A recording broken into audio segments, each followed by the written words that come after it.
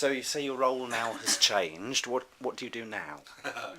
Now the focus really is more on partnership working across local authority boundaries. That's because there's increasingly a recognition that economic forces don't just shudder to a halt because this is the boundary between Preston and South Ribble or between Preston and Wyre and so forth.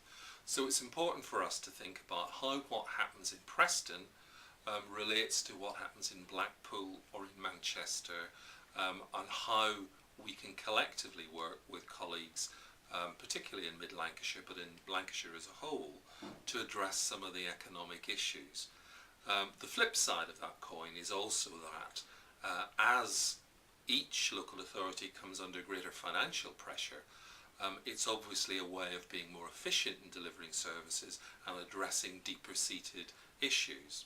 So my role now is largely focused on promoting those sub-regional and cross-border issues, not just with other local authorities, but with central government, regional government, and the private sector. And that's across the spread of activities from housing through transport to economic development, regeneration, skills and training, the whole package.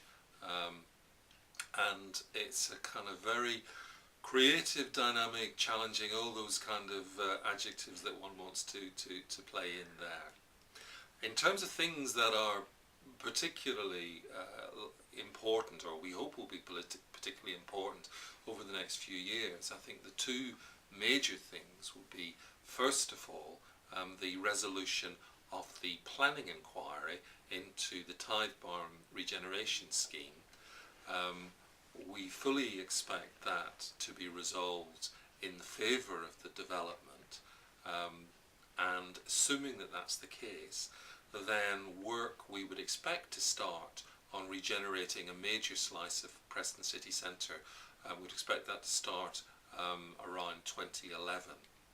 The slight downside of that would be, and that I should say would see an investment of about 700 million of private sector capital into the area, the creation of 3,000 new jobs, and as a whole host of ancillary benefits on the back of that.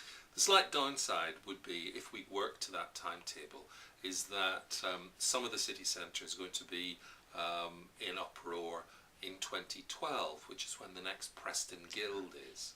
And we're hoping this time to use that not just as an international celebration of Preston, but we're also looking to place some of the events in other areas of Lancashire and to make it much more a Lancashire celebration than just exclusively a Preston one. So those are the two things on the horizon.